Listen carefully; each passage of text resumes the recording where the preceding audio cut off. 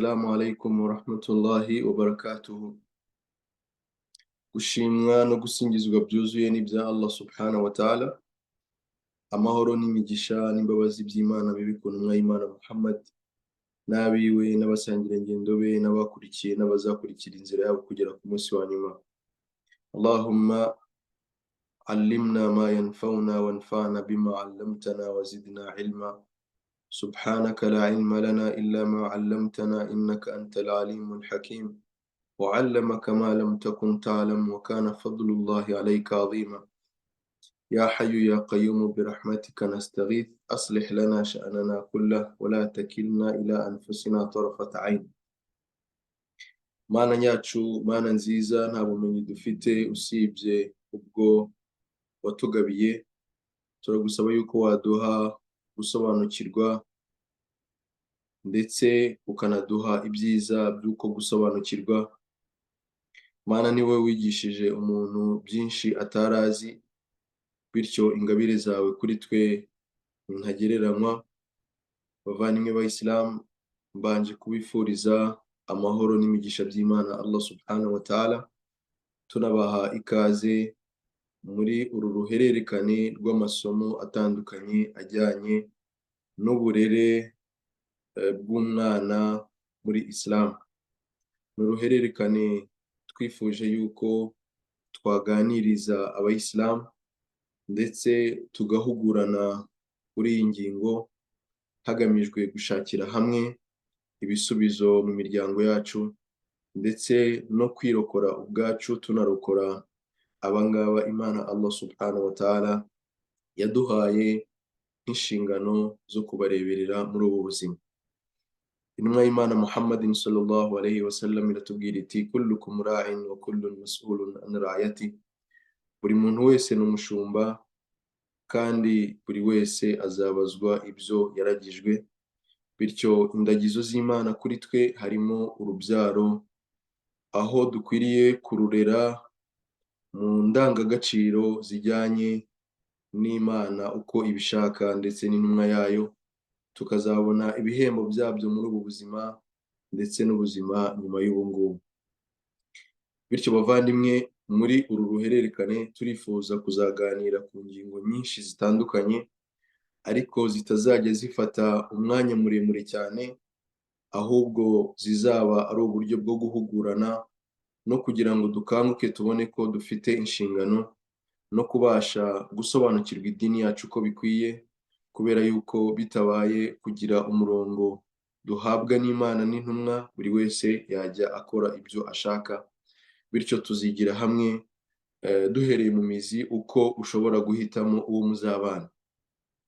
Abantu benshi bakunda kurebera imyangirikire n'imipfire y'uburere bw'umwana mu mwana gusa, ariko ntibareba inkomoko wenda z'izo ngorane n'ibyo bibazo aho ziba zaturutse.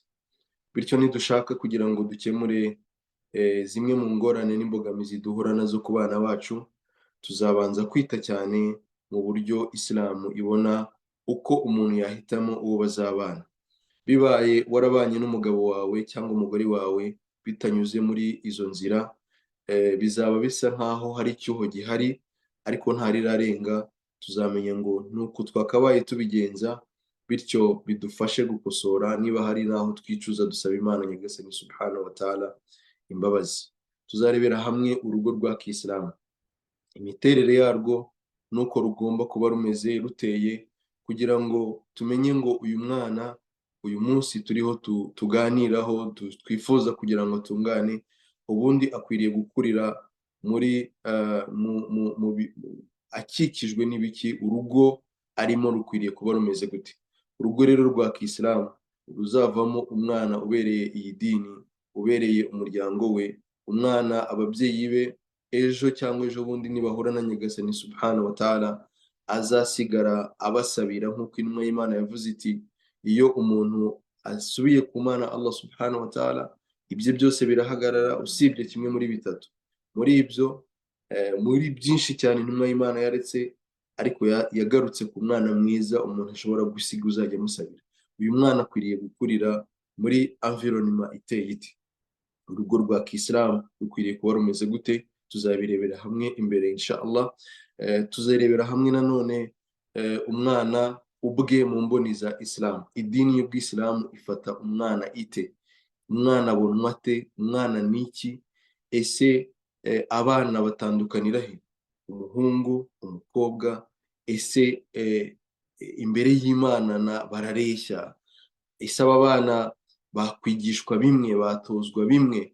Aba bana bafite imbaraga zingana, bafite ubushobozi bungana? Niba se ubushobozi bungana, ubwo bushobozi ni gute aba bana bategurwa mu buryo butuma bwa bushobozi Imana yabahaye na bwa bubasha, umwana agategurwa ku buryo avamwo ikintu kizima, umuntu mwiza, umuntu ubereye. Bityo tuzarebera hamwe umwana uko ategurwa mu mboni z'idini yacu nziza, idini y'Ubuyisilamu.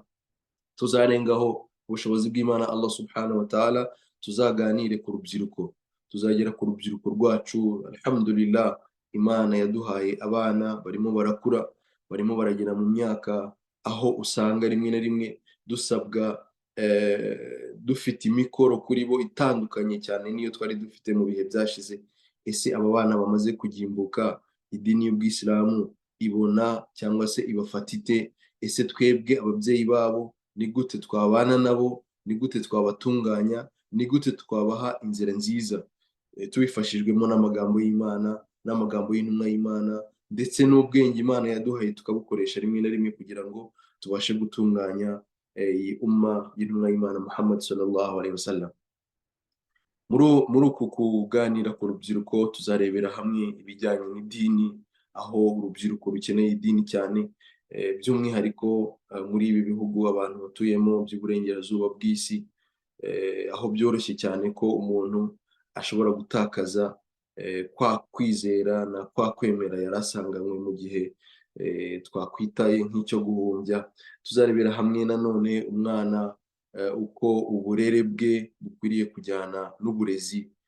Dushyira imbaraga nyinshi cyane mu burezi bw'abana bacu, kubedika, kubaha ubumenyi, kubaha ubwenge, ariko ntabwo twita cyane ku burere bwabo. Ariko idini ya Islam ibona ite uko umubyeyi yajyanisha uburere n'uburezi bw'umwana? Nanone tuzarebera hamwe ibidukikije, aho dukikijwe n'ibintu byinshi cyane kuri uyu munsi wa none. Turamutse turangaye cyangwa se ntitwite cyane kuri detaye za buri kintu cyose muri ubu buzima tubayemo, dushobora kwisanga twatakaje abana bacu.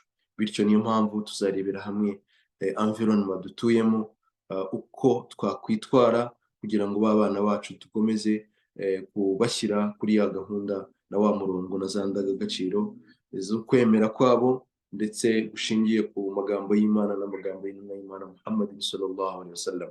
Tuzarebera hamwe nanone ikoranabuhanga, aho iri koranabuhanga dufite twafata nk'ingabire y'Imana kuri twe, ariko nanone rifite ingaruka zikomeye cyane igihe twebwe ababyeyi tutarirebera cyane mu mboni z'idini yacu y'Ubuyisilamu.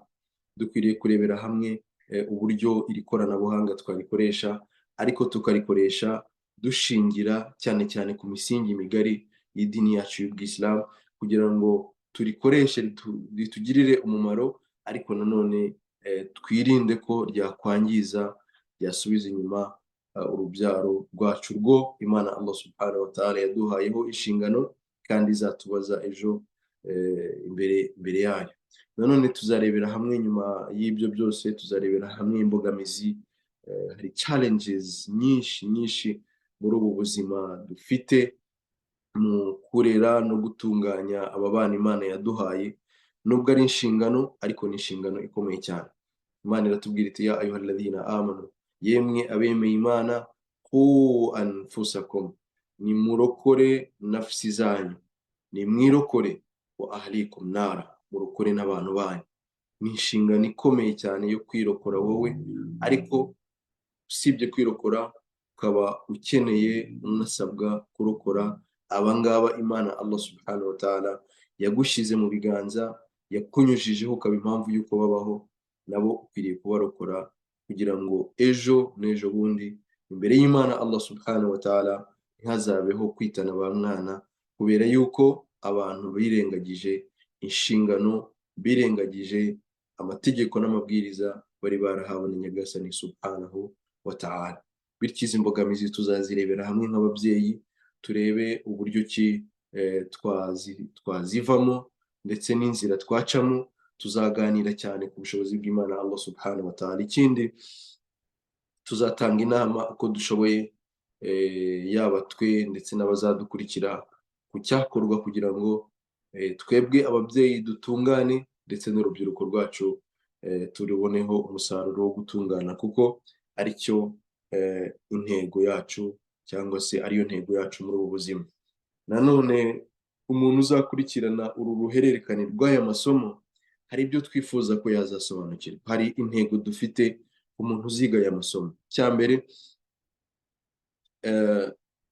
turifuza ko umuntu uzakurikirana uru ruhererekane azaba asobanukiwe neza inshingano z'umuryango we.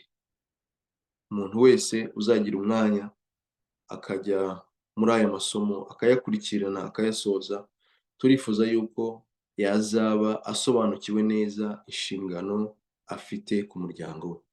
Icya kabiri, turifuza yuko azaba afite uburyo cyangwa se azaba azi uko yatanga icyerekezo mu muryango we gishingiye ku myumvire cyangwa se ku myizerere y'Ubuyisilamu, gishingiye ku cyerekezo duhabwa n'Ubwisilamu, aho uziga agasobanukirwa aya masomo azabasha kujya atanga inama.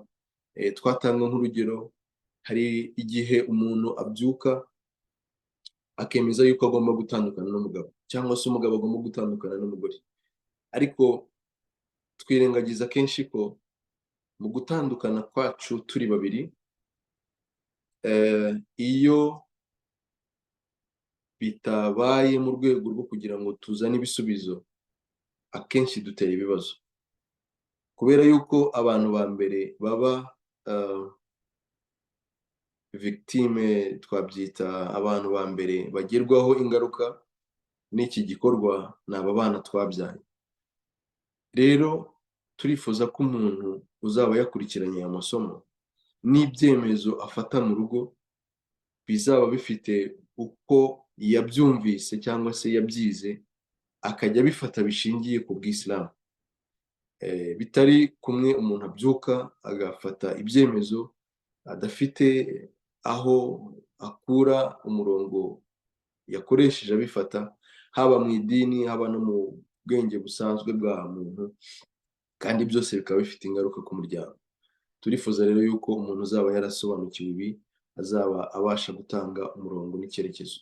Ndetse nyuma y'aha ngaha turanifuza yuko ku bushobozi bw'Imana Allah subhanahu wa ta'ala, buri mubyeyi wese wa Kisilamu yakumva ko afite responsabilité ikomeye yo gutoza abana be indangagaciro n'umuco bishingiye ku mahame y'Imana Allah subhanahu wa ta'ala, kandi bishingiye ku mahame y'intumwa y'Imana Muhammad sallallahu alayhi wa sallam. Aho dusanga muri iki gihe umubyeyi arera, ariko akarera uko abyumva, uko abishaka, akarera uko yabonye abandi babigenza, ariko mu by'ukuri hari umurongo mwiza kandi utunganye, hari inzira nziza kandi zoroshye zo kureramo abana, kandi ku bushobozi bw'Imana Allah subhanahu wa ta'ala abana bakaba batungana. Turasaba Imana Allah subhanahu wa ta'ala ko umugambi dushyizeho wo gukora iki gikorwa yawugira umugambi ushingiye ku kuzabona ibihembo bye, ndetse tunasaba Allah subhanahu wa ta'ala yuko abazakurikira aya masomo Imana yabaha umugisha wo gukomeza kugira urubyaro rwiza rutunganye kandi rutunganiye idini y'Imana Allah subhanahu wa ta'ala.